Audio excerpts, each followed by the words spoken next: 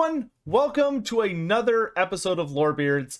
We probably should have taken this Sunday off after doing the episode with Andy on Friday, but we're stupid, so here we are. I hope you're all doing well. We have a couple of really exciting things to talk about today.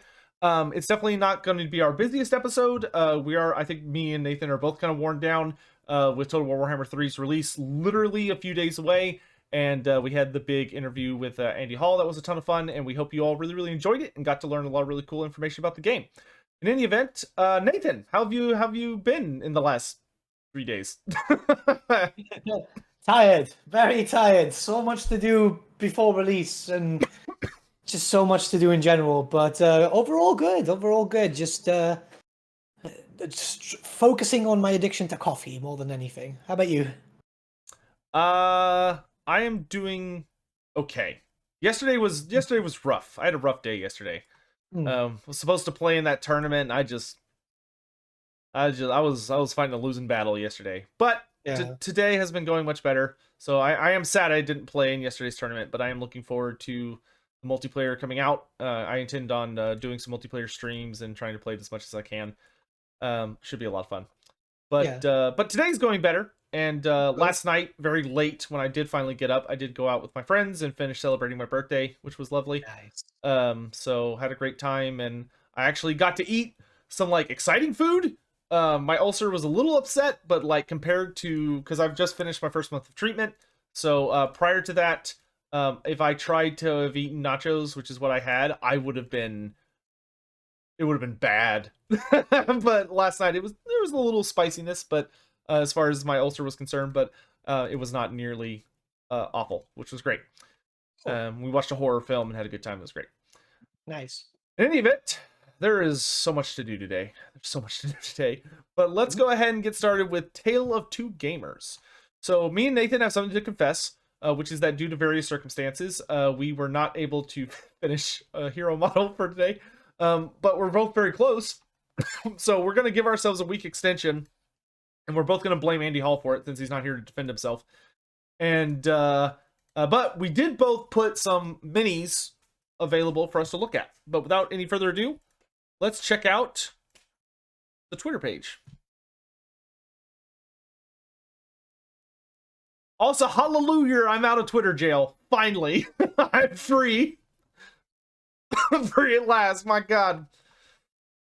All right, so first mini up is mine. I did not paint this, but it is a mini in my collection that I'm very proud of, and I like to show it off at any opportunity, so I decided to post it for today.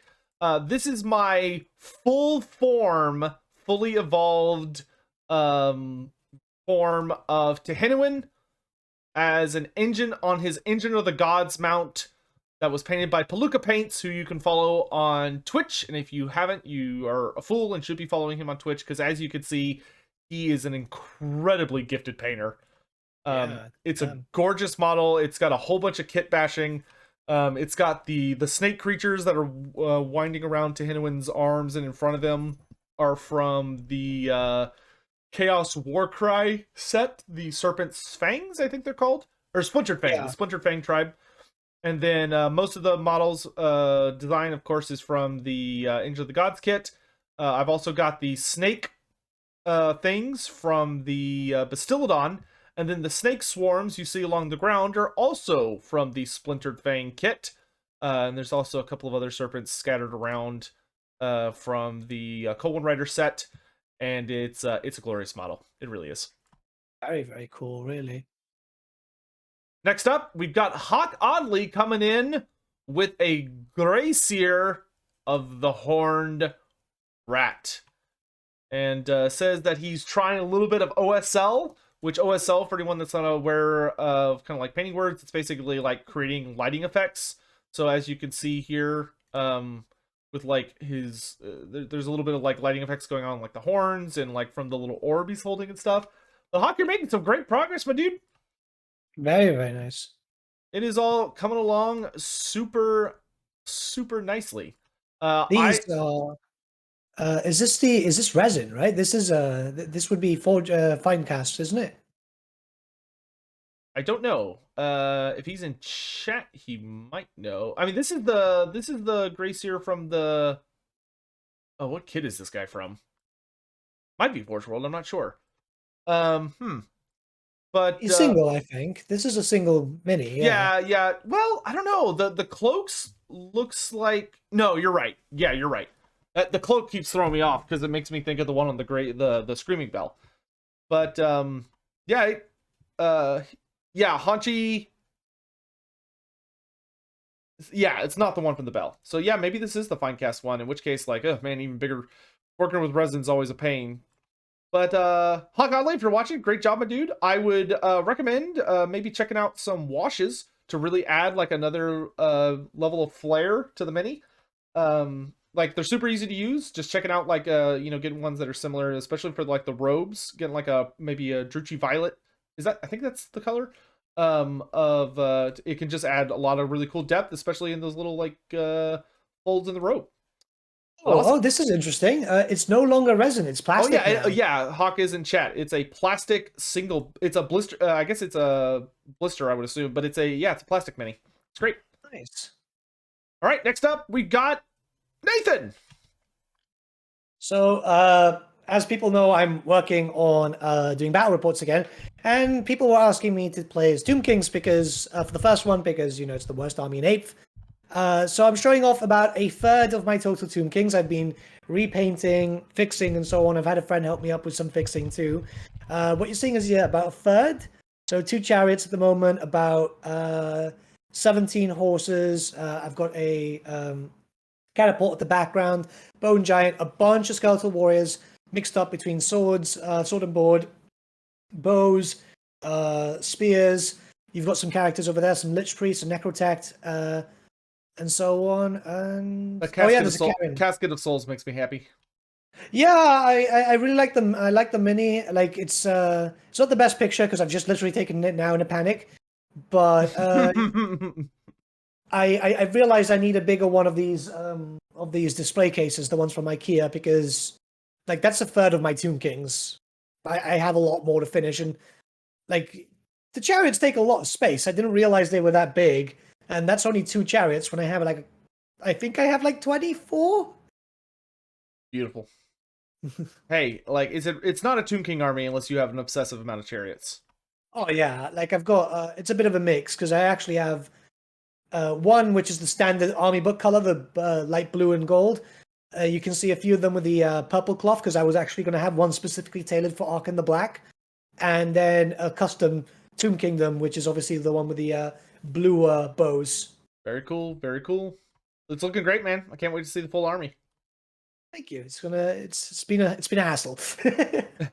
Next up, Danavir coming in with Yggdrasta, the Celestial Spear, and oh god, I love this mini. Oh, I love this mini, and I love this paint job. It's very cool. Oh man, the robe turned out super nice. So did the feathers. The feathers look and the armor. I mean, everything on this looks really good. So does the stone. My stone does not look that good, and it makes me sad. But how'd you get a white cloak so clean? I don't know. He used some sort of black magic. Because that is like super clean.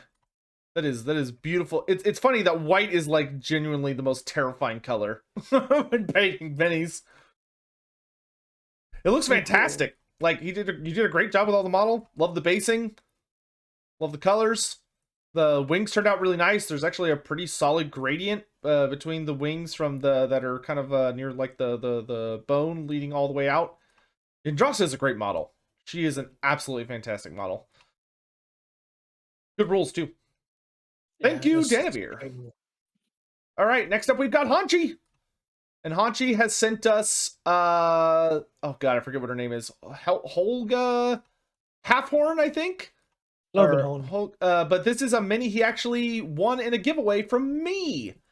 And so it was a limited edition mini that was released in a number of stores across the world.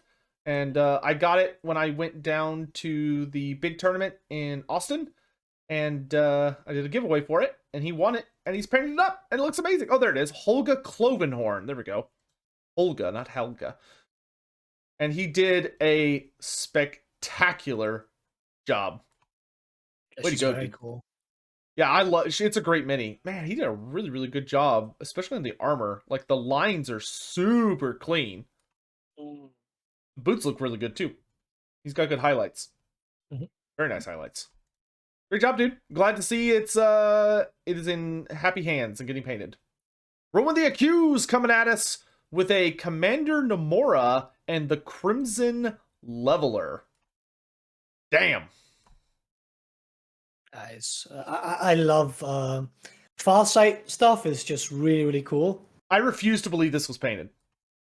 This was clearly bought out of a toy box and assembled.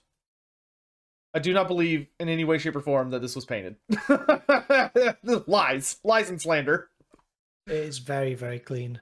That is the only reason I can tell it's actually painted is because, like, on the second image, I could see some of the highlighting on one of the rims. But, like, damn. Oh, look at the character. Oh, I love that color scheme. That, like, maroon red with gray. That's a good looking mini. Damn. You should be super proud of that. I mean, every time Rowan posts, this shit is gorgeous, but like, goddamn, son. 4 layers of corn red, all super thinned down. Holy crap. Yeah, it looks great. It looks upsettingly great. I hate Rowan. Posting all this crap I gotta look at. It's so good. And then... Okay, I think we're still going. Yeah. Florian Naratio, sorry, sending in his Lord of Afflictions. And he painted his Rotfly as a wasp. Because, you know, a Rotfly wasn't bad enough. He had to make it a wasp. Oh, that's a really good Nurgle color scheme. The wasp. Like, yeah, it fits really well. Oh, I don't like it. It's like in a good way. I don't like it. I mean, man, he's getting such good work out of those contrast paints too.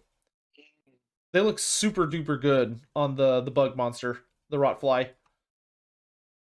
I don't know this guy's rules off the top of my head, but I imagine hopefully he's decent in the new book.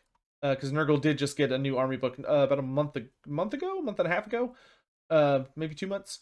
But seems to be doing well for him. But looks great, man. Looks absolutely fantastic. Metallics look great. The rust effect on the scythe looks really, really good. Really good, actually. Yeah, looks great. Very nice. And then Jay Phoenix sending in Commissar Yarrick. The man himself. I love Yarrick. He's such a cool mini. Oh, with some Steel Legion too. Nice. Oh yeah, he's got I love his goofy ass power claw. That thing is so silly. He's quite the interesting character, honestly. I'm a big fan of Yarrick. I think he's really fucking cool. That's great. Steel Legion is one of the things that I just get really pissed off because obviously we're dealing with just Cadians, and then you've got really cool miniatures like this, you know? I wish we had more Steel Legion stuff. Someone in chat's like, yes, the best orc. He is. He's great, man. War energy. He's got war energy. He can do damage. It's a great mini. Like, it's definitely an older mini, but it's held up super duper well. Awesome. Okay, and then February 7th, I believe. We got one more here from Hawk Godley. We got a Fleet Master. I love this mini. Those Sea Dragon cloaks are so badass. Yeah. I wish I had one. I always find it hilarious they have a peg leg. Like, I know he's a pirate, but like an elf with a peg leg is just silly to me. But I love the Sea Dragon cloaks. Sea Dragon cloaks are so kick-ass. They're great. They're lovely. Yeah. I love it. It's great. Beautiful. Wonderful. Anything to do with like the Corsairs and stuff, they look cool, but I just can't, like, if I bring him, I have to bring Corsairs, and then ranking up Corsairs is like wanting to cry and die, and you know, the usual bullshit, because the moment you rank up more than 5, they blow up. Yep. And I know some people down in chat saying they posted some minis on the Discord. Duly noted. We will get those next week because I have to put them somewhere special. Yeah. All right. So that is it for Tale of Two Gamers. Me and Nathan will be finishing a character for next week. We hope. Though for those who actually did their jobs, unlike us, let's go ahead and switch the theme for our listeners. What do you think the next theme should be, Nathan?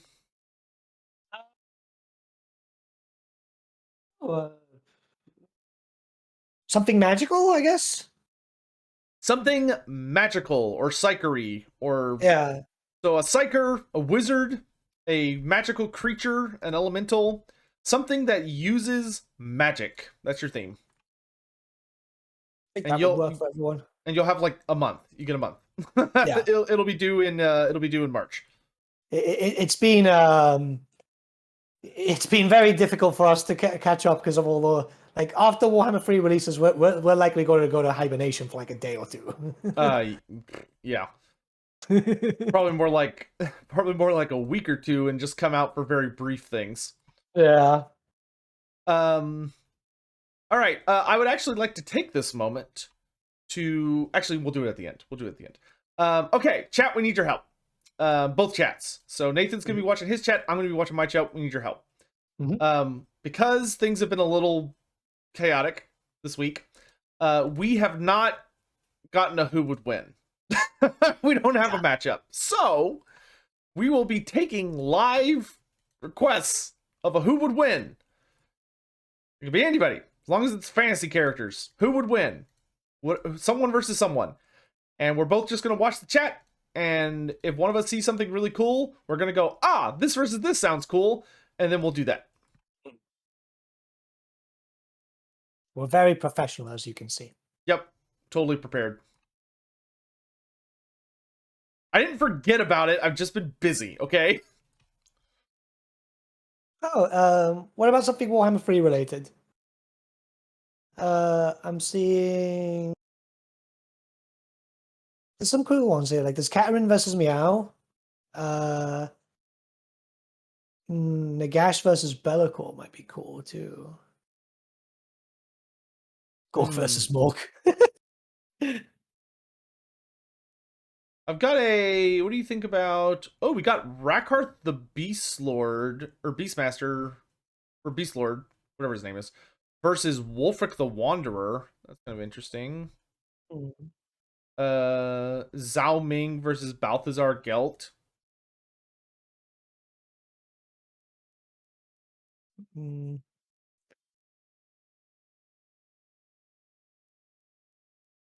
Grimgor versus Grimgor. There's quite a lot here. Tic-tac-toe versus Be'lakor. We already know how that ends. We already know how that one ends. Tic-tac-toe wins every time. It was a big fucking rock, wasn't it?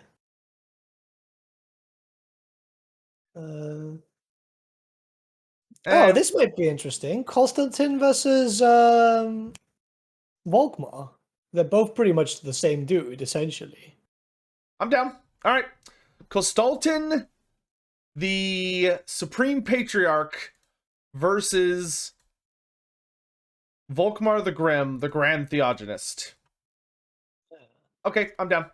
So, for this matchup, we've got a new character versus a well-established one. So let's start with the new character because it's easier and there's less to go over. So Constantine, we know, is the Supreme Patriarch of Kislev's Great Orthodoxy. He has that position because he is the High Priest of Ursun, and so the Ursunite cult has the most authority, and that he was able to kind of nab that position. The thing about Constantine, things that we need to keep in mind when it comes to his powers, is that Constantine is incredibly durable. The dude is insanely tough, and from a pure lore standpoint, reading the actual lore blurbs we get as part of Warhammer 3, he has been dealt wounds that would probably kill a normal man, and he's fine. He just keeps going. Basically, his firebrand nature, his hate, kind of, his fanaticism allows him to just endure agonizing pain, and Ursun has granted him healing abilities, because he does actually heal and regenerate when he's close to death. He just kind of keeps going. He has this sort of almost divine healing powering him. Furthermore, He does carry the Burning Brazier, which is this insane, massive beat stick of a mace that he carries that, as the name implies, is burning. And the head of the mace is actually like a full church-looking thing with like a little bear on it. It's very ornate, but he uses it to beat people to death. It augments his strength, and obviously acts as a focal point for his faith. As far as the prayers he brings into battle, we know that he unleashes, he can literally shout with Urson's roar, which kind of like stirs him up into a fanaticism. Him and his bear, we will give him his bear for this fight. That way he doesn't get run over by the the cart. So he's gonna have a war bear. He's got his so he's got the Urson's roar. He has the he's got the power of Soliak's mercy he's able to call upon, which heals him. He can call upon Tor, which basically adds basically it makes his swing so fast and strong. It's like being hit by thunder, hit with a lightning bolt.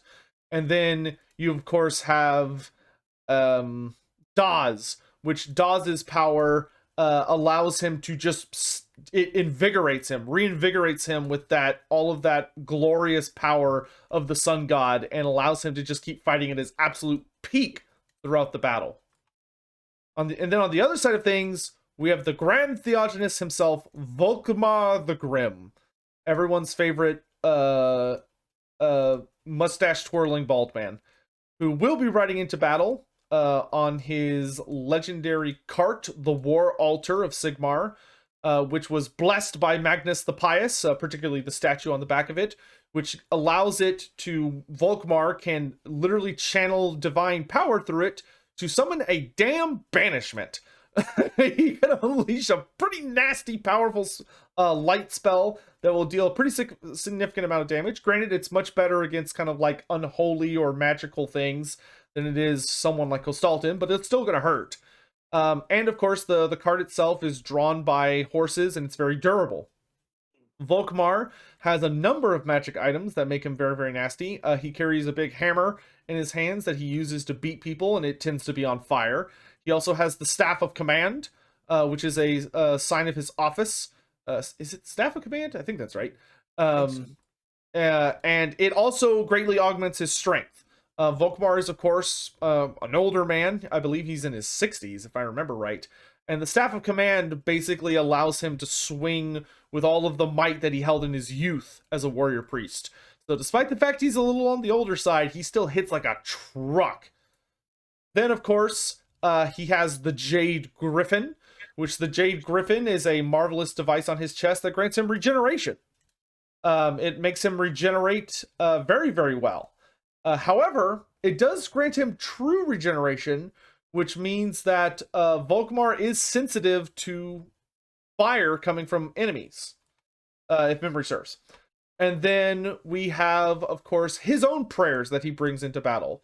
Volkmar is able to call upon a Shield of Faith, which literally will turn aside enemies' blows and block them as if there was a wall there. If he calls upon it at the right time, it protects him with divine power. He's able to call upon the Wrath of Sigmar the Hammer of Sigmar to lend might to his own blows, and he can call upon the last prayer that my brain is struggling with that makes it rain fire everywhere. Literally cause a swath of divine fire to rain down from above and scorch his enemies. Stupid book. You'd think everything would be in the right place, right? Mm. I've got the army. So, Grand Soulfire, thank you. So, that is our matchup. The way I see it standing, here's the situation. Volkmar does have superior strength, thanks to the Staff of Command. It makes him very, very strong. It makes him kind of the height of his strength back when he was a big warrior priest. He also... they both are very good at healing. Granted, Volkmar's only source of healing is the Jade Griffin, which is nullified by fire. Mm-hmm. Which is going to be a problem, because Kostaltin wields a big old flaming mace. Big old flaming mace. And Kostaltin, while he kind of has his own form of regeneration, he has a form of healing that is not harmed by fire, which I don't think his regular one is anyway, but he has Solyak's Mercy, which Solyak also will heal him, and that is not at all hurt by fire. That being said, on Kostaltin, so Kostaltin has a huge bonus there in that he can heal, Volkmar cannot in this matchup. However, Volkmar does have kind of, I think, a broader use of prayers, where he has one prayer that can literally burn Kostaltin and his bear and hurt them. He has another prayer that makes his strikes guided and more accurate.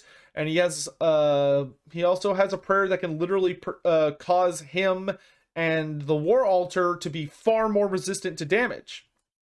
So it's a very, very tricky. But Kostaltin is running a bear, and a bear is traditionally a much better combatant than the War Altar. The War Altar is very nasty when it gets in that charge, but a bear is absolutely going to mangle those horses. Of course, there is a bonus warrior priest hanging out in the back of the War Altar who can bonk some people. Mm-hmm. So this is a tricky one. The two of them, Yeah. I think if Volkmar had his full regeneration, I think he would absolutely be able to overwhelm Kostaltin. But without that, this is tough. I'm going to go ahead and start the poll on my channel. Yep. Try and do the same here. Ooh.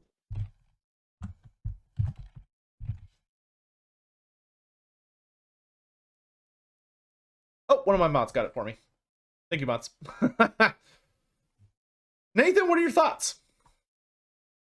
It's going to be quite close. The thing is, obviously, like, Volkmar, we know, is really, really, really strong. Like, if we go back to, say, for example, like, Storm of Chaos stuff, even when Bellicor had his claws all over him, like, he was able to fight back, you know?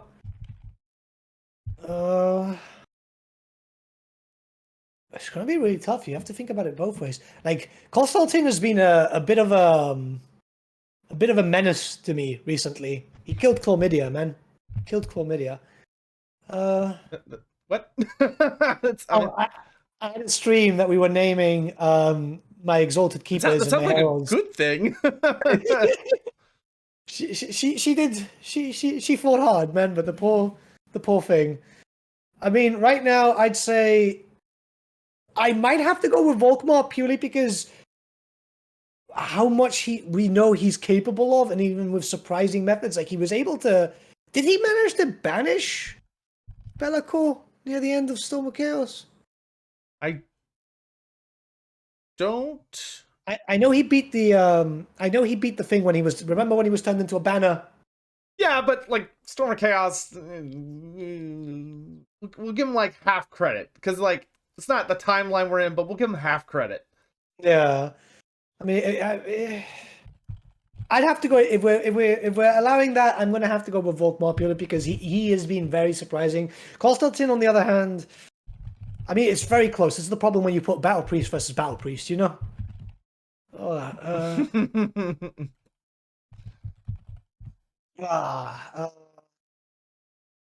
I'm gonna go with Volkmar. My heart says Volkmar. My heart says that the old dude still got it, and he's able to slap hard, man. Okay, and I do think there's some reasonable evidence for that. As far as like Volkmar would be hitting really hard. I mean, the Staff of Command does not mess around. He could absolutely hurt Kostaltin very badly and his bear. Like he hits hard. However, as is the tradition on here, especially when it's just the two of us, I'm going to take the contrarian opinion. I think Kostaltin is going to win purely because he is just a tank. And with him negating Volkmar's regeneration by hitting him with the Burning Brazier, he's going to be able to keep sustaining. Like, the closer Kostaltin gets to being dead as Volkmar, like, hits him and, like, maybe, you know, cracks some ribs or whatever and all this stuff, Kostaltin's just going to get harder and harder to kill the closer he gets to death. Not to mention, he can call upon Solyak throughout the fight, when possible, to heal himself further. Whereas Volkmar, any damage he takes the entirety of the fight is going to stick. So, and I think they're kind of very evenly matched in a lot of ways. So I think because of that, I'm going to give it to Kostaltin. But my chat disagreed with me, with 59% of the vote going to Volkmar the Grim. I've got 61% going to Volkmar. I think it's the mustache. Everyone just loves Volkmar's mustache. It is a glorious mustache, let's be real. It needs to be recolored in Total War Warhammer, though. I know, it's supposed to be white. Exactly. You know, he's He's an old man. He's an old man. There's no hair dye in Warhammer.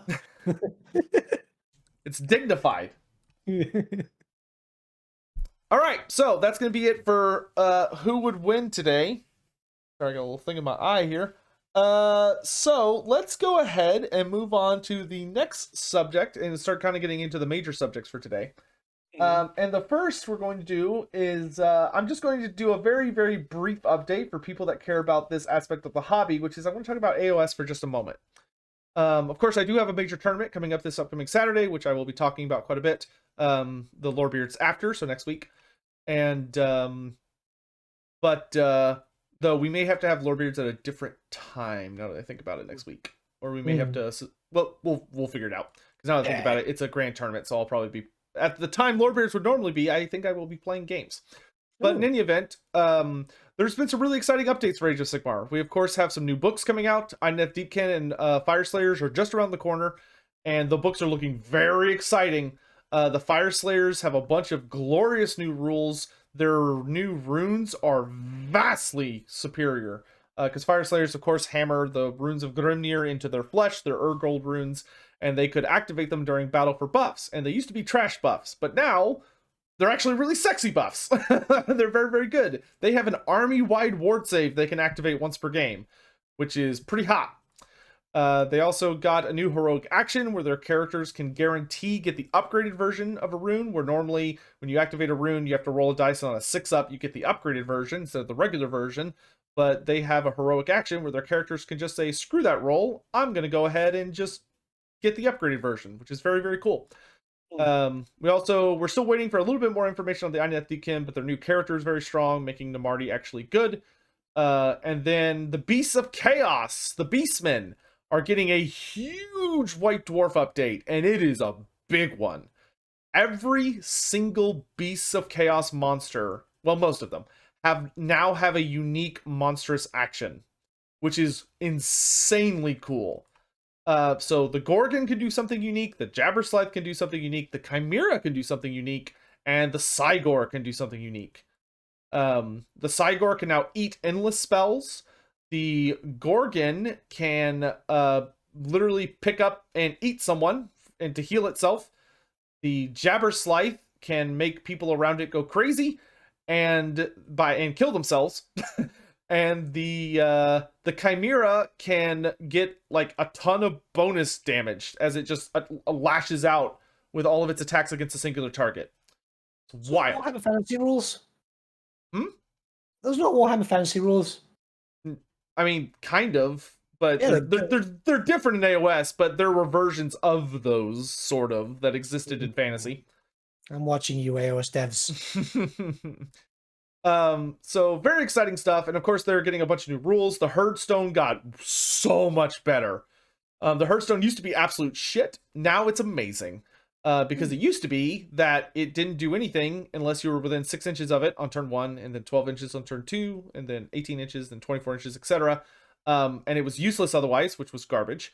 Now, just by having a Hearthstone on the battle, all Beasts of Chaos models on the entire table get +1 armor piercing, which is nuts.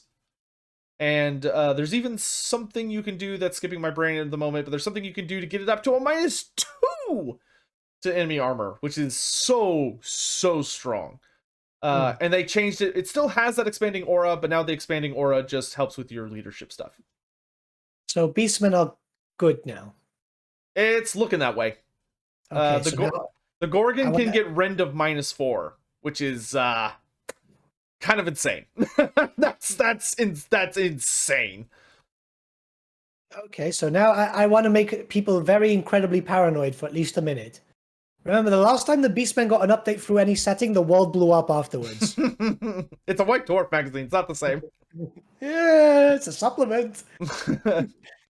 This just in, AOS end times coming to a store near you. So that's it for AOS news. Just wanted to cover some light stuff. Yeah. I'll have some more information after my tournament this weekend because it's gonna be the first time I've played in a hot minute. And I assume I'm going to get my ass kicked, but I'm going to do my best. All right. That's always fun. That being said, let's talk Total War. So, as you all know, Total War Warhammer comes out in 4 days. Less than 4 days, as of right now. So, I'm sure everyone in chat is losing their shit. Everyone listening to this podcast is losing their shit because, of course, that's insanely exciting. I'm sure all of you, or at least most of you, have been watching me and Nathan play Total War Warhammer, if not watching other creators. And it's nearly in your hands, guys. It's nearly here. Yeah, it's not long now. Me and Nathan will be, of course, allowed to play the Ogre Kingdom starting tomorrow, live. And, of course, and you'll see lots of videos about the Ogre Kingdoms. And we will be able to release reviews starting tomorrow. So tomorrow will be the big day when all the gaming companies or magazines and content creators will be releasing our reviews and our thoughts on the game. So please look forward to that. There's a lot to discuss when that happens, but that's for next time. For this time, there is one new thing that has happened that we can talk about today on Lorebeards, which is Slaanesh. Nathan, go for it. So, like, well, you know, the best Chaos God is finally playable by creators, and there's been a lot going on. I mean, hell, I only stream usually for about 3.5 hours, but I've been doing like 6 hours plus anytime I've had the chance. It's very different to what most people should be aware of, obviously. I would have to say power level wise, Slaanesh is probably the weakest. I don't know. Slaanesh is kind of nuts in my opinion. There's a few issues. I mean, having no heavy armor front line is a bit weak. Law of Magic could be a little bit better, and right now the chariots are kind of scuffed. Like every other creator is saying it too. Like the chariots are a little. The chariots they're a little odd. They do a lot of health damage. Like they're great for softening a target. They don't tend to get a lot of kills, but I mean they'll do a lot of health. It's a little weird. I'm not sure how it's calculating it. Yeah. But I would personally say that I think Slaanesh is probably one of the strongest as far as like what you can, like the potential of the others is certainly quite high. But the thing about Slaanesh is you can generate devotees so damn fast. It is obscene. Oh yeah. And like using like as Slaanesh, you get double commandments in your provinces because you got a regular commandment. So like you take over a province and you can use the little, you can choose like, you slow down enemy 20%, make diseases harder to spread, or you get more income and cheaper buildings, etc. But he also has these little things you can use where you sacrifice devotees and maybe some money, and you get like a shitload of growth, a bunch of bonus income. You can reduce recruitment costs by like 25%, get +2 recruitment ranks. Like it's insane. And you don't even have to own the whole province to do that. You just got to have like a single settlement. You can start doing that. And devotees will be a fast generation. Like it is so centered on everything. Yeah, well, and like the thing about Slaanesh is you just click that proliferate cults button and just build the one that generates 5 devotees every turn. Yeah. Like, and you can get like, I think right now I'm generating something like 300 to 400 devotees per turn. Yeah, same more or less. If you can keep remembering to do that, you can just pretty much have cults around the whole map. Yeah, like, without an issue. And Slaanesh is the only one who can spawn cultists where his cults show up, so they can go on to spawn more cults, and it gets insane. And being able to force vassalization on factions is so strong. I've had an issue with that myself. Like I got a bunch of Norskins very, very quickly. So I was running around with like war mammoths in my armies, which are very strong comboed with Slaanesh. And it's like, oh, if you want armor, you can literally just vassalize the hell out of the Warriors of Chaos, and then you got Chaos Warriors running around everywhere. And my chat was watching, I think my stream, I just got to turn 100, or I'm right around turn 100, and I finally vassalized the Wood Elves. I got them. I fully corrupted the Wood Elves. I forced them into vassalization, and I will be able to recruit Way Watchers into my army. Oh, so I'm so excited. It's so juicy. See, you're having a good time with the vassal stuff. I am having the complete opposite, because one vassal of mine is just deciding to cause me issues left, right, and center. I've ended up at war. Like, I think by turn 50, I've ended up in the This Is Total War just without wanting to be in a This Is Total War. Who did you vassalize? The Greylings, those fuckers got me into everything. Next thing I know, I'm like, and thing is, I decided because I was listening to my chat. So I've ended up in Wissenland, right? So Nakari is now the erect account of Wissenland, right? What are you doing in Wissenland? I've just decided, like, oh, fuck There's it, let's nothing good in here. Wissenland. The vampire accounts are almost gone. Everyone's just fighting everywhere. I had to leave Norska. I just had to leave Norska. Catherine's gone on a full-on genocide against anything, right? Yeah. And this is all because of just one vassal getting into fucking shit with everyone else. See, I didn't have that problem at all. Like, none of my vassals have started fights. I think the only time a fight started with my vassals was the regular undivided Chaos Army attacked my vassal, and I thought about it and I was like, no, my vassal's more useful to me because they're paying me money every turn, like a good amount of money too. Like even like a single settlement was still giving me like 400 gold a turn. And I was like, and like, I really like these Norscan units I'm getting. So I was like, no, I'm gonna like, so I ended up vassalizing like nearly all of Norska. So like all the different tribes are under my control. Like anytime I can vassalize someone, I do. And I even have been sending Nakari around places to awaken factions because he could do that. If he attacks the capital of a dead faction, he can resurrect them as a vassal, which I resurrected the Greenskins. I went, you know, the spider tribe that's in Norska. I didn't mean to. It was just a settle, and I was like, oh, I'll vassalize, and I resurrected the orcs. So I had orc vassals. I am having a ton of fun with it. And the thing for me is I was actually using my vassals a lot. So like every time I would vassalize, because I was generating so many allegiance points, I would literally just check in on them, and whenever they had a big army, I would take control of their armies. So I would take control of their army and have their army follow me around. So like Nakari was reinforced by 2 Norscan stacks that cost me 0 upkeep because they were the AI's armies, not mine. And I was also running around like, or I was using them like, I would have like a faction I wanted to trade a settlement with. So I would take over one of my vassals, have the vassal army I took over conquer a settlement, which meant it was my settlement. And then I would trade that settlement to a different faction for something I wanted. So like I've been having a ball. Like I am shocked how much I'm enjoying Slaanesh.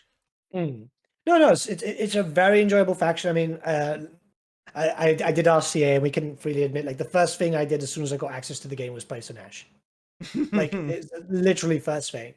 And I've been playing it constantly. I've been doing the streams too. All like the streams is obviously less playing professionally in a sense, because obviously at that point I'm just having fun with everyone and so on. Well, yeah, I mean, like, you're there to entertain, not to like. Yeah, you know. I mean, we have a Herald of Slaanesh guarding Wissenland at the moment, whilst Franz is protecting the entrance to Wissenland, and she's called Belle Delphine. You know, nice. Nice. Like it's just having a little bit of fun. I must admit, it's very much how I expected Slaanesh to play, because obviously, if anyone played Mono God lists back in the day for Warhammer Fantasy VIII, just pure Slaanesh demons, which was very difficult. It's what you expect. You're a glass cannon, but you're very, very fast, and you're able to move around your enemy without too much of an issue. And it's, if you can get the hit first, you're striking hard, you know. And yeah, it was a good faction. Yeah, they're very strong. Slaanesh, lots of armor piercing, lots of poison, fast. Like Nakari, if like you could easily get Nakari to like 150 speed. Like he is so fast. Got him with just skill points, no extra augments by items. He's on 138, I think. Yeah, I think I have him at 150 for some reason. I don't remember what it is. It's giving me a little bonus boost. But yeah, if you pop Foe Seeker, he goes up to like 165. Like he is obscenely fast. And like now that I've seen him that fast, it's great. Like they all have gorgeous animations, and the dialogue, like there are some risque lines when you're like, if you're playing Slaanesh at home, make sure you're wearing headphones. Make sure nobody else is in the room. They'll be thinking you're up to something. There's it is done, which is something I thought was done very well. They've clearly gone old Hammer style, like 6th edition style, where they're putting in the innuendos and all that stuff. I was worried that wasn't going to happen. Bro, but, have you gotten the safe word dialogue Yeah. line? That Yeah. I literally lost my shit when I heard that. You will never know the safe words. Like, whoa, what the fuck? I can't say that. Well, there's a lot of things which are just a bit like, how is this not going to get like a higher rating? Like, I mean, Magic. you've seen the walls in the realm of Slaanesh, right? Oh yeah, they're spicy. Yeah, they're pretty spicy. I'm looking at them going, oh wow, you know? Hey, maybe the sensors are too stupid to look at the walls. They only look at the units. Yeah. I mean, we got greater demons of Nurgle literally crapping out Nurglings, so Yeah. what does it matter, right? But yeah, Slaanesh is great. I also really like his tech tree.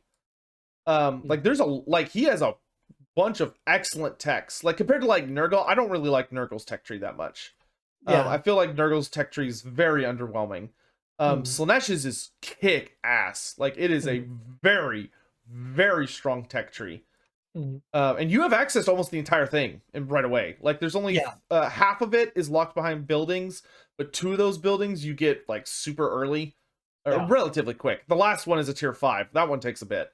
But like you can get like 10% upkeep reduction on every single unit type. You can get plus income. You get like way more cultists or devotees through various methods. You can get like just crazy buffs. There's it's a very fast progressing campaign with Slaanesh, at least if you're playing, I'd say, kind of optimally, because you do take a lot of territories quite quick. The only thing is, obviously, you have that doorstop because Scarbrand is right next to you. Yeah, but I mean, one of the systems I love about Slaanesh is the gift of Slaanesh system. So if you throw a hero or beat someone in a fight, but throwing a hero at them is easier. If you throw a hero at someone and they do any successful action, it will infect them with a gift of Slaanesh, which is a permanent debuff that makes it easier to seduce their units. Which, for anyone that hasn't seen it, you can seduce units with Slaanesh, which means when you get the battle is starting screen, you can see their army, and based on how much money you have and how big their army is and how big your seduce budget is, which you can increase through various ways, you can literally just be like, oh, you know what? I'm gonna buy your archers, and you literally just steal their archers for the battle. And if you kill them, hey, like if the army dies, they don't get their archers back. Or if you suicide that unit into the enemy, they don't get that unit back. So it is an insanely powerful mechanic. So the gift of Slaanesh on an enemy makes that mechanic cheaper to use, and it also debuffs them if they fight you. So like if you gift Scarbrand, it makes it more difficult for him to fight you, and if he does fight you, you can steal more of his units. Like it's really strong. Pretty much. Very nasty. But yeah, like Scarbrand, I literally just like whipped Scarbrand into submission, and he begged me for a peace treaty, and he hasn't bothered me since. Yeah, it's weird that could happen, because that happened to me too. I'm like, this Scarbrand though, he shouldn't be asking for peace. He should literally be throwing stacks. And I did have a bit of an odd thing where I just kept getting small stacks of Cornate demons getting thrown at me, probably trying to just slow me down, but it was just making me stronger, you know? Yep. Well, I mean, yeah, it's tries what it can. But yeah, Slaanesh is great fun. I do very much like the lore of Slaanesh. I think the lore of Shadows is definitely stronger. Lore of Shadows is nuts right now. But lore of Slaanesh is very, very good for comboing with Slaanesh's specific mechanics. Like, it's got this big leadership debuff nuke, which is awesome on your Lord, because every Slaanesh Lord has an ability where if your leadership is too low, they start having a Mortis Engine effect on you. So they literally start killing you. So if you time that right, you can just like set off a bomb of damage using that spell. I think it's Phantasmagoria. And then there's another spell that I can't remember what the name of it is off the top of my head that is like a must-have, which is one of your first spells with your lords. And I think it's a lure or something. But it's like you pick a unit and they get minus a bunch of melee defense and minus speed. So your character can literally just walk up and beat the shit out of them.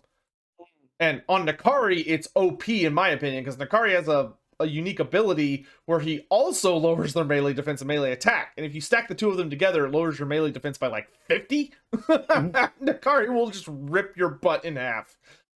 It's nasty. It's very nasty.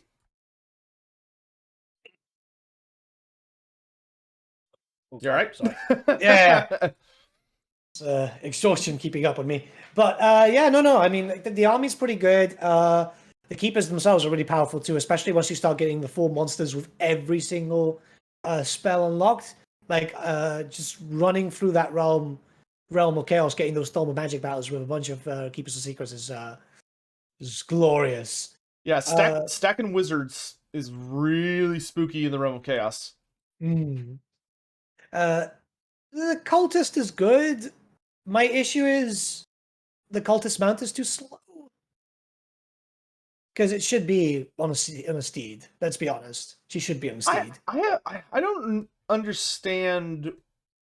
The cultists are tricky for me because I'm not sure I understand what they're going for. As far as like they're in this demon roster, and they're clearly meant to not be like powerhouses, right? You know, they're clearly meant to be like just hardcore support. But it is odd that they're like purely limited to chaos steeds. Like I understand certain, like I could see like with Korn, yeah, no, Juggernaut's probably too much. I would love him on a Juggernaut because he's quite a melee house. I think that's too strong for what they're going for. Like I don't know, like I understand why they don't have the unique mounts, because like they're kind of they're literally there to summon for you. Like that's their only purpose. Like Zinch, yeah, it gives you access to fire magic, but with Korn, you can get a pretty powerful guy, who's like actually really good at fighting. But like generally speaking, for all of them, you're really just they're there just for the like you're there to get them to level 13 so they can summon a shitload of demons. Yeah, it's just I don't know, like because she's squishy. She wears a bikini, you know. The Nurgle's one is very, very squishy. The Nurgle one just... He does have regen, though. He does have regen, but, like, if he gets bogged down, he's screwed. Whereas, like, the Slaanesh one, she can kill out characters. She's a duelist.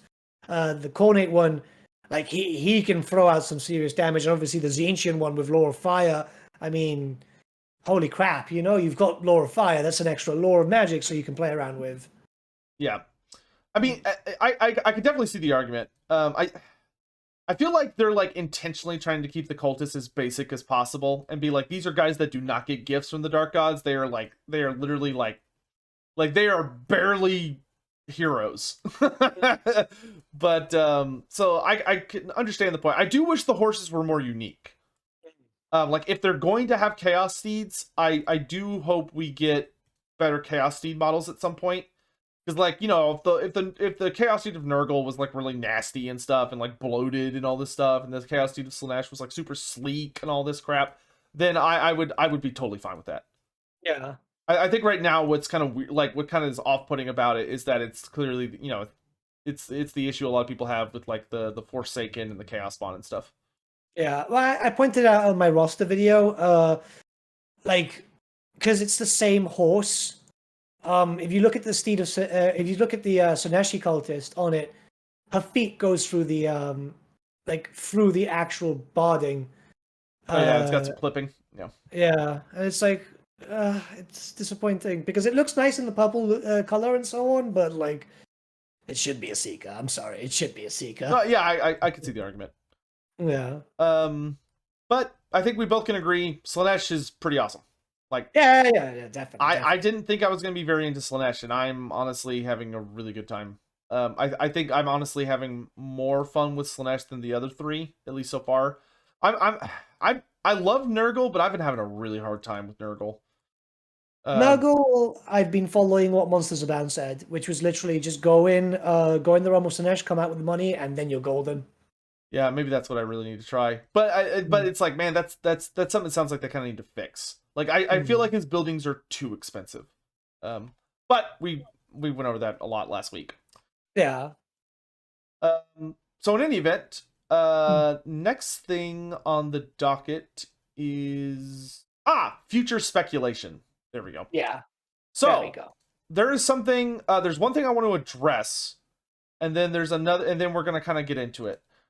Which the thing I wanted to address is something that's been asked a lot of me and Nathan, and it's coming a lot in a lot of communities and stuff, has been about Mr. Hall.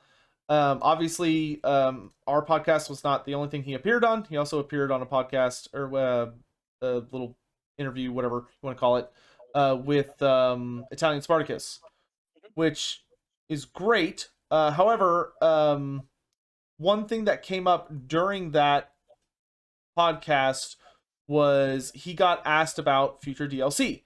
And his answer was basically something along the lines of that, like, oh, you know, Koresh and all this stuff, it's never gonna happen. It's never gonna happen. Like, never Koresh, never Nippon, never end, and all this stuff. And I did want to address it because I get asked a lot about it. And I want to say that obviously me and Nathan genuinely, deeply have no freaking idea what's going on at the Creative Assembly. However, that being said, we do think, or I think, I'm not going to wrap Nathan up in this, I think that it's very, very important to point out that there is literally zero circumstances where Andy Hall would have said anything else. Yeah. Even if he was... Oh, go ahead. It's, while I'm still getting to know CA, it's kind of logical to note that no gaming company is ever going to tell you what's coming next. Because CA have made that mistake already before. You remember Northern Lords? Yeah, and that's the thing, is that if he came out during that interview and he said, oh yeah, we're thinking about doing it, or like, oh, maybe, you know, if he said anything other than no, then every single damn person would go, oh shit, they're doing it, oh shit, they're doing it, and everyone start freaking out. And then let's say for some reason one of those doesn't happen, like maybe for whatever reason they don't do Nippon, like they just can't get it in, people would be fucking furious. Mm-hmm. So it's a lose-lose. Like there's no circumstance where that's a good thing for them. So of course he's gonna say no, it's never gonna happen, because best case scenario, they go, haha, we lied, here it is, and everyone's gonna be thrilled. Like literally no one would be upset. Whereas worst case scenario, they don't do it and we go, you know, well, they told us they weren't gonna do it, so it's not a big deal. So you know, someone just pointed something out on my chat which makes a lot of sense. They also said Boris Ursus was dead twice. Yeah, they were very, which, you know, technically was, but like, you know, they're gonna bullshit y'all. Like, and CA, listen, I love CA. I love them very much. But as a company, they have this really weird thing where they're like, I've dealt with a couple of gaming companies in my time, and CA is definitely the weirdest when it comes to, they are super uncomfortable with like people knowing anything far in advance. I think they're just super uncomfortable in general. they're basically like, if CA was a person, they would have permanent wet socks. That's just the life they live. But they actively try so hard to keep the community in the dark as much as possible. Probably due to bad experiences in the past. And it's just the way it is. Like, I'm not saying whether it's good or bad, it's just the way it is. Yeah. So to everyone out there that's like, oh my god, my life is over, I'm so sad, I really wanted end, or I really wanted the Naga of Koresh and all this stuff, and now it's not happening, dude, chill. Like, yeah, it's not over till the fat lady sings, man. In the most so I can explain it in two different ways, and also there's a quote here from someone called a Raw Qualifier said apparently Lionheart had interviewed CA back in 2017 asking for Vampire Coast, and they said no. Look, we ended up getting them. Plans change. Yeah, plans change. You never know. The thing is, like, I'll tell you very, like, I don't have a lot of experience with CA because obviously this is kind of still new to me. But from a long time, I've been following games like, say, for example, World of Warcraft, where shit leaks constantly. And they deny it. They flat out deny it, and so on. Like, look, how close are we to 10.0? And we know that like that's going to be dragon themed at this point for the next WoW expansion. It's just literally that. They're not going to tell you, oh yeah, down the line we've got this. Now, they have confirmed, I'm not sure if you saw this, Sotek, but CA Ben did confirm on the Discord that they will give out a roadmap soon for everyone. Now, that roadmap is not, it's just going to be for this year, 2022. We're in 2022, right? Yeah, we are. Who cares anymore, right? But one thing that I was having a bit of a heated discussion with a lot of people, because they were like, oh yeah, the roadmap's going to say everything. No, it's not going to say race pack. Yeah, they're not going to reveal everything. They don't do that. It might just say DLC for this quarter, DLC for that, or free updates and blah, blah, blah. But it's not going to say specifics. You don't know, like, we don't know what's going to come out. You don't know what's going to come out. Y'all remember the old roadmaps where it was super fucking vague? It's probably going to be the same thing. Or like a slight iteration on that. Yeah. It's really important. It's really important not to get too hyped up. Look, I feel like we might get it in the future. There have been in-game hints to suggest the end and so on, but you never know. Keep in mind there's a few factors, right? Obviously, if the game's still making money, right? That's a big factor. Then there's also if GW want to do it or not, which is the biggest factor. Which, based on Warhammer: The Old World, seems likely. Yeah. And like, I'll be frank, I'm full on team. Like, I think we're getting, like, I am full on, they're going to do everything eventually. Mm-hmm. And hey, that's what Andy Hall said on our podcast. He said, we'll get everything in eventually.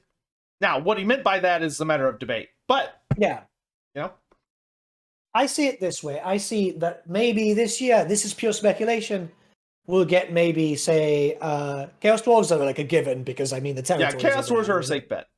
Yeah. Maybe a few different Lord packs because it obviously makes sense. It depends on how fast they want to be with DLC because obviously DLC for the end of Warhammer 2's life cycle was kind of slowed down. However, that's pandemic related and we don't know exactly how UK and CA themselves are dealing with stuff at the moment, you know? So Chaos Dwarves, maybe say 2 or 3 Lord packs, maybe? Because that kind of makes sense. Yeah, though, honestly, I'm so done with Lord packs. Like, I hate them. Like, I don't like them. I've been saying this, and I need to make a video about it. I think they're terrible because always, every single time, one race gets a great. Most of the time, one race gets a great DLC, the other race gets a crap DLC. We've had a few rare circumstances where both races got a crap DLC, but it's never worth it, in my opinion. I think it would be so much better to focus on a single race or to do a very strict theme that is a multiple races, but it's a very narrow theme, like monsters. So they do like 4 to 10 monsters in a pack. Or legendary heroes. Give us a group of legendary heroes. But like they've never, ever a single time pulled off a good Lord pack. As far as like it was fully baked. Yeah. I mean, no. Because yes in a way, but no in a way, because obviously Twisted in the Twilight was really, really good, barring the issue that the sisters had. They had to fix it. And so it wasn't. But it was attached to the free update, which was the Wood Elf rework, and the Wood Elf rework was actually quite enjoyable. I like playing Wood Elves now, you know, in Warhammer 2. Yeah, and granted, that DLC, really, the only reason that DLC stuck the landing is because the Skaven got, like, an amazing amount of shit. Because the Skaven always gets spoiled for some reason. And then the Wood Elves came out, and the issues that the DLC had, they fixed. Because the community threw a huge fit about it. Yeah. Like, I think out of all the DLC, keep in mind that we're probably referencing more Warhammer 2, because Warhammer 2 is... I want to say, I'm not saying all the DLCs have absolute garbage sides, but like Warden the Paunch, it was okay. Like, the Goblin side was amazing, but the High Elf side was pretty lacking. Yeah. Like, the monster, the Arcane Phoenix, was basically just a reskin with very, very minor assets. We didn't get, like, a Merworm or anything super exciting. And Eltharian's mechanic is good, but it's also pretty buggy at sometimes, and it also stops work. It basically falls off by the end of the campaign. Like, if you're playing Mortal Empires, you will end up gathering like a ton of his unique resource, and you'll have literally nothing to do with it. So I mean, it's half baked. It's half baked. Yeah. It's a weird thing. I would prefer singular stuff, like you said. Like, I would love if, say, for example, they just decided to go, we're going to focus on Empire. bring in maybe 2 legendary lords for Empire and a few different units and so on, because that would be kind of cool. Because Empire does kind of need to rework again, I'll be very honest. Now that I'm looking at the mechanics from Game 3 perspective, where I'm looking at the demons and Cafe and Kizza, I'm like, ooh, Empire could do with a little bit more flavor, you know? Dwarves definitely need it. Yeah, everything's going to need a bit tweaking. Yeah. And the Empire is a little weird because like they had a great update compared to what they were, but it's also not fully like it's also kind of half baked. Yeah. Like you play the Empire and it's like, oh, I have this system where I can influence the other electric counts, like the high elves, but only the electric counts. And it's like I feel like this system is supposed to do something and it doesn't. It's very strange. Yeah, it becomes a bit of an issue when because after you've unified the Empire, you basically don't need to use authority anymore and so on. Yeah, your mechanics kind of fall apart. It's odd, like because they're in a good place. That like they are powerful. Let's be honest, the Empire. It's a great campaign. It's a great campaign. Yeah. It just you're right. There are some points where if you look at it from a distance, you go, that's amazing. But when you pick it up and look, you go, oh, there's a couple cracks in this. Like they're not awful cracks. They're just noticeable cracks. Yeah. Like there are other factions that do need a bit more help. The vampire counts definitely need something to make them a bit more unique now. Yeah. Because they've kind of fallen. Well, it's like vampires, the bloodlines thing is awesome, but it should be way more significant. Yeah, close but no cigar. Necromancers need a really big tune-up. Master necromancers and necromancers to make them really fun and competitive. Yeah. Honestly, we need more bloodline legendary lords. Neferata and Vorag, Bloody Tooth, and those guys. We need like dwarfs. Give me dwarf undercities. Like how people build outposts. Let me as the dwarfs. Let me have an undercity that I can like build the lower deeps. Yeah, because everyone can now have an outpost or a cult or something, Yeah, so like let dwarves do their own thing to their own bases. With like there's things to do. There's things to do. That being said, don't get us wrong. We're not saying like the game's in a horrible state or like the game is in a fantastic state. It's just we're getting to that point where it's like this is looking really good, but it's really time to break out the polish. Yeah, because obviously keep in mind that when it comes from our point of view, we've already we've seen the factions, we've done our videos, we've done our overviews and so on. There's a few more to come out tomorrow, and that's it. And then we, as creators, tend to try and look to the future because there's a lot of things that could be done. Because we're thinking. Let me guess, you're doing the same as me. You're thinking about in the future combined map because that means. Well, yeah. These races, like, they need fix. The lizard men need a fix. I want to see lizard men being playable, man, but I have no fun playing them. Don't even bring up the lizard men right now. Yeah, the lizard men are so bad. I think I literally think the lizard men are down there with like Warriors of Chaos and Norska. Like it is bad. Like there's specific aspects of it that are fun, just like with the Warriors of Chaos and Norska. But like, oh my god, I think it's awful. Well, they've had, 2 DLC, 3 DLCs? 3. And they were all garbage. And it's, because obviously Nakai is just bleh. Oxyolo's fun. Oxyolo's very fun. Oxyolo's fun, but it's half-baked.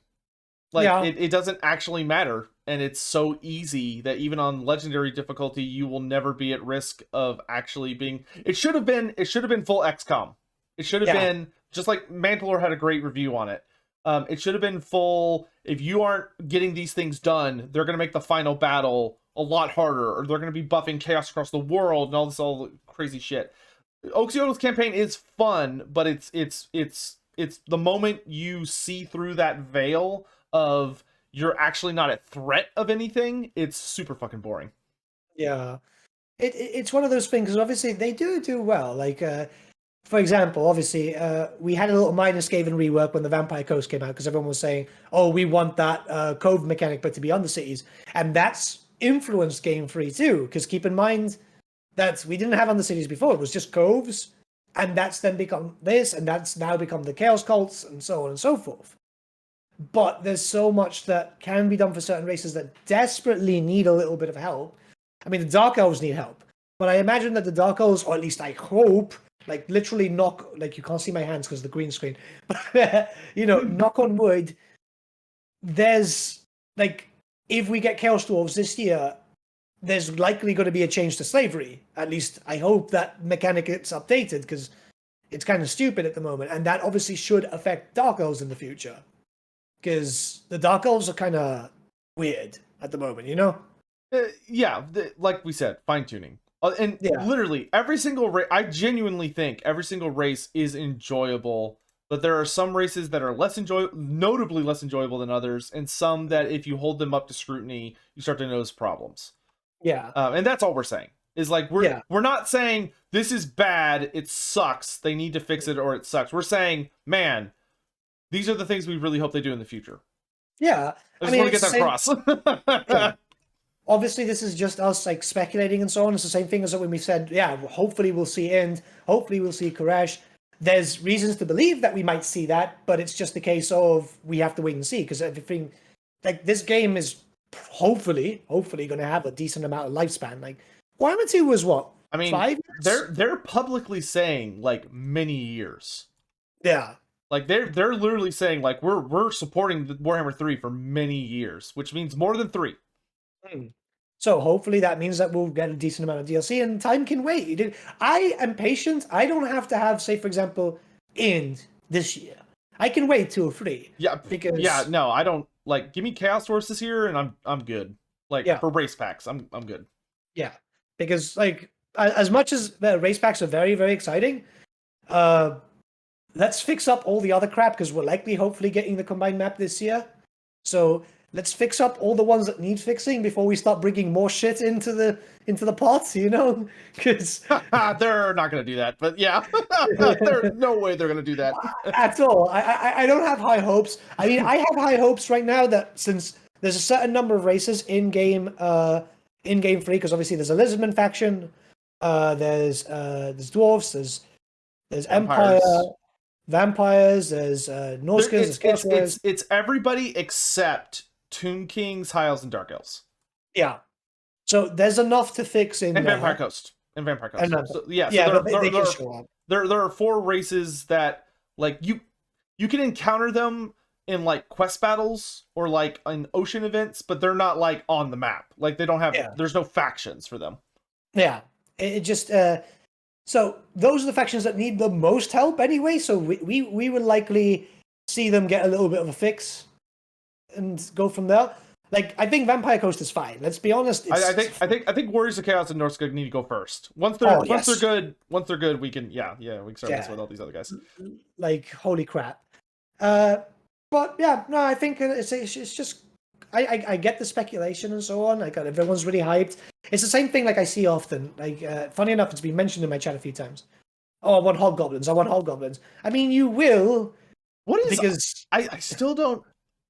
Maybe I just like grossly underestimate how many people love like Attila the Hun and the whole Mongolian Empire thing, but it's like, man, there are a lot of people that love the Hobgoblin Khanate. Like, there are a lot of people that love the Hobgoblin Khanate. Well, it's become such a thing because obviously GW follow the meme, right? It's basically the squats of fantasy at this point. Yeah, but even GW put a little hint about them in the fucking old world maps. The Hobhounds. Yeah, it's like, how popular, like you guys know these are just goblins, right? The tall goblins. Tall, lanky goblins. But I mean, I can see it though. Like a part of my brain, like the idea of like these roving giant wolf-pulled like cities that maybe have like complex war machines and stuff on them. Like I could kind of see it, and a part of me is like, oh, that's kind of cool. But I don't know how you make a faction out of that, to be honest. Like a sub-faction, sure. Like a Chaos Dwarf sub-faction led by a Hobgoblin Legendary Lord, that I could totally see. I could see it done kind of like Eltharion does, because, Eltharion's Mistwalkers are just reskins, right? A bit of textures and so on. But yeah. So I could see it as Chaos Dwarf, you get like maybe 3 or 4 Legendary Lords, depending on the situation, because obviously the map is kind of small. Better be 4. Gotta be 4. Has to be 4. Well, we have a system. It's gotta be 4. Yeah, but I'm cool with, say, for example, just 3. Just like, hear me out. How dare you? Get that. And a Sacrilege! hobgoblin faction. Sacrilege! Boo this man! Boo him! No, but like you get, say for example, 3 or 4, either way is fine, and then a hobgoblin legendary lord who only has access to hobgoblin units, and then a few reskins to give him like Mistcaller style, so they would look fairly unique. And then you go full hobgoblin faction, and you've got your fucking hobgoblin incarnate. Well, that's what I've been thinking, is that like you get 3 Chaos Dwarf Lords, and then you get a Hobgoblin Lord, yeah. Yeah, but not a hobgoblin with a bloody dreadquake, right? Well, maybe they could make it like they could do it like a Skarsnik scenario where he doesn't get access to Chaos Dwarf stuff unless he does a specific, like he has to like take Sarnagrand or something. Like he's got to like rise up against the Chaos Dwarfs. I would play the shit out of that campaign. That'd be hilarious. Yeah, I mean that could work too. Like I would, I think everyone would be happy with that. Like I know a lot of people, like I see it every single day. People like hyped and so on, which I think shouldn't like everyone wait until like at least past the 17. The hype train stops for no. There are no stops on the hype train. It goes until it crashes. That's how it works. But like, there's obviously a lot of speculation because obviously after we spoke to Andy, there was a Reddit forum post about the interview. Oh Jesus. Yeah, and the like. Let me pick it up. Let me. No, I don't. I don't even want to know what. Oh God. It's just it's nothing too bad, but it was literally titled "All Legendary Lords teased by Andy." They're doing everything confirmed. Yeah, I was like, guys, not confirmed. However, like you never know for the future. Like Thankful, we know is coming. Like I'm pretty sure CA would have to build a compound around their headquarters if they never released Thankful. Because damn, look at fucking the boy, our dear lovely friends who are working on the Koresh art posted a new model. Magic artillery. God, man, they're so good. They are very, very talented. How dare they be so talented? Yeah, rude lads. But yeah, so if we go by this list, we've got like Thankful. Okay, Thankful we know is pretty much coming. Then the Baba Yaga thing. So it's not Baba Yaga now; it's Mother Ostania. Yeah, she's stinky. But we know she's in lore. We just don't know if she'll be a character. I hope so because I and I think you too are very, very curious about what has changed for the Ungles, right? Oh yeah. I need her quick. Yeah. So it would be cool, but that's fine. Next, Nagash. Okay, this is something we need to talk about. He said that we are in that timeline because we're in the 8th edition timeline. I do think that we'll get Nagash because I know that Nagash will make money. Like just be honest. You sell Nagash. I think Nagash is going to be one of the last things they do, though. I think he's going to be like one of the big finales. Yeah, because he would make stupid money. Like they could easily put Nagash behind the £20 slap, with a few Morghast, the Dread Abyssals, and a few certain characters to kind of just give it a little bit of much. And there you go. Like he will make money. He will get money. Yep. He will get loads of money. Yeah, Morghast, man. Give me that. Yeah. Oh man. Hellborg. The reason why we asked it was just because we literally asked him what his favorite character was. That's all we did. Yeah. that was it. That was all Hellborg was. Yeah, he said that he'd love to see Hellborg in the game and so on. And to be honest, I would too. I think he's got one of the coolest miniatures in the Empire roster from the 8th edition army book. Yeah, plus, like, what's the Empire without the Reichsmarschall? Nothing. That's exactly. Nothing. It's trash. But it doesn't outright confirm it. I mean, I would love it. Like, we need a Legendary Heroes pack for sure. Like, holy crap, Yeah. Next was Monkey King. I mean, we're getting Monkey King. We're getting the Monkey King. Yeah. There's like, they're doing a lot of work to keep a lot of his stuff hidden. Where they have like all the propaganda about what he looks like. Like we don't know what he looks like. We don't know what his name is. They're keeping all that secret because they're gonna do him. That's all it is. Like we whether we want the Monkey King or not, we're getting the Monkey King. Yeah, I would literally bet one of my organs we're getting we're getting the Monkey King. That's how confident I am. And the last one is Festus. I mean, eventually we're gonna have to wait for like more characters for Nurgle. What? Okay, why Festus specifically? It was from this post. We did mention. From the okay. Sorry, I didn't realize you were reading the. I thought you were just like naming your thoughts, and I was like, no. Why Like, of all the Warriors of Chaos, you go with Festus? Oh no, this is from the post because obviously Andy mentioned Festus for something, Would and Nagash... yeah, So, sorry, go ahead. yeah, at the same time that he mentioned Nagash, I think. Yeah. Oh, we were talking about him. I brought Yeah. up Festus a couple times. Yeah. As a example of some of my favorite storytelling. Would Nagash be a vampire or Tomb King? Nagash would probably be his own unique thing. Yeah, like He'll Legions just of use Nagash. all. Yeah, he'll probably just be like undead, undead legions. I think was his Now- end times faction. Yeah, but and we could see him done really well because obviously if they use like some stuff from like say for example Total War Saga Troy, which once again a little reminder you should try out the game at one point. Shut So up, get up, shut up. Leave me alone.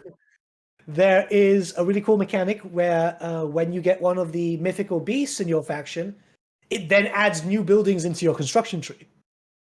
Ah, yeah, that'd be cool. So imagine like you start off as Nagash with a very limited roster. You then take over a Tomb King, and then you get Tomb King units, and then you take over. That'd be hot. Like you play Nagash and you have to like break all the undead to your will. I would be so down. Yeah. Yeah, that would be super great. And of course, Nagash would probably be one of the most OP characters in the game once you got him up and running. Yeah. Dude's got so many damn magic items. Yeah. But we're out of time. We are pretty much past time. However, before we go, I have a very exciting announcement. Very exciting announcement for Lorebeards and our future. Nathan, I sent it to you so you can show it on your screen. We have. Wait. It's in Discord. Wait. Well, look in our Discord chat. You might have to like blot your screen for a second or whatever. Yeah. Oh, give me a second. I'm gonna pull it up on my screen. Oh God. We have official Lorebeards artwork. There we go. It's beautiful. I think people can see it. I will be posting this, an image of it. This will be our thumbnails from now on. And there's also a version for, my brain just short-circuited. The podcast version, there's a square version. And I will be working with this artist quite a bit in the future. But it's beautiful. It's wonderful. You can tell which of us is which. It's great. I lost my arm, don't ask. We've got the Chloeodon. We got Nathan's cats have fused into a saber tusk. And there's a lot of fun Easter eggs. You can see like a Chaos Dwarf hat. There's minis in the background. There's a Skaven lurking in the bottom left. It's absolutely delightful. It's delightful. Yeah. And you may think to yourself, wow, are you going to do anything with this? To which I say, yes, we will. Like a shirt or something. I have to figure out the details. But we will do something with it. Yeah. Because, you know, I don't think do you do merch? I haven't done merch yet. Do you do merch yet? I have not done much. I've always I had a design for a dice, but like because of the Me and COVID Nathan are going to situation- start figuring out how to do merch. Yeah. So we're going to start figuring that out.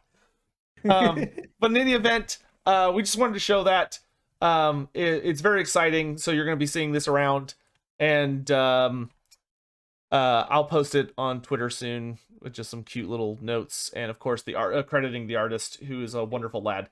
And that's gonna be it. Yeah. So thank you all so much for joining us today. That will be all for Lorebeards. We are past our time. So Nathan, you got any big things coming up this week you want people to know about? This week, well, obviously we have Ogre Kingdoms, the review, and so on dropping tomorrow. I'm not sure if the review will drop tomorrow though, because I am very behind schedule. Yeah, I hear that. My review is gonna be super basic, is what it's gonna be. I am about think about an hour into mine. I'm almost done. It's just like there's so much stuff to do, and I have finally a checkup with my doctor to see if I do need the surgery or not, because I'm feeling much better. Look, I can. God, with this thing, you can't see my arm, but I can lift my arm, and that means I'm not in too much pain. Like it looks like physiotherapy is working for me, so I might not need to get cracked open and have my arm broken and reset. That would probably be the preferred method. Yeah. Yeah. It's not doing that. Yeah. Yeah, that sounds awful. Great. What about you? And much like Nathan, I will be, of course, streaming the hell out of the Ogre Kingdom starting tomorrow. Probably the faction I'm the most excited for, to be honest. Review. I will have a review out tomorrow. At some point tomorrow. It's going to be very simple. It's literally going to be me staring at a camera and talking, because I don't have the time or want to pay someone to do all the editing. So it's just gonna be me talking about my thoughts. So look forward to that. And we thank you all so much for joining us. In case you missed I it, forgot something. what? Sorry, because I have to do the promo for this. I am taking part in another sponsored stream with Creative Assembly. Myself, Monsters Abound, Nerd Rage Fred, Okoi, Cody Bonds, and Colonel Damders tomorrow on the official Twitch. So I will not be playing Ogres tomorrow. I will have Ogre videos. What time? Fuck. Damn it, man! If you're gonna do self-advertisement, you gotta know the time. Give me a sec. I'm gonna go on the thing. We're over time. 5 p.m. UK time. 5 p.m. UK time. So that will be 11 a.m. Central Standard Time. To give some references on the Total War official channel. Please be sure to check that out wherever you may be. It should be insane. Good luck. I wish your internet's the best of luck. Yeah. But that's gonna be our time for today. Thank you all again so much for joining us. If you missed it, we did do a fantastic Lorebeards podcast with Andy Hall on Friday. You can find it on our YouTube channels, and you can also find it on your favorite podcast streaming website, whether that's iTunes, Google Podcasts, Spotify, or what have you. Lorebeards is on those websites, so be sure to please check us out and like us or whatever the hell they do on those things. We would appreciate the support. So thank you all so much for watching. We'll see you guys next Sunday. And Oh no, you've got the tournament. Oh yeah. Well, we'll make an announcement. Stay tuned. We'll figure it out. See you guys next time. Thanks so much for watching. Bye guys. Bye. Bye.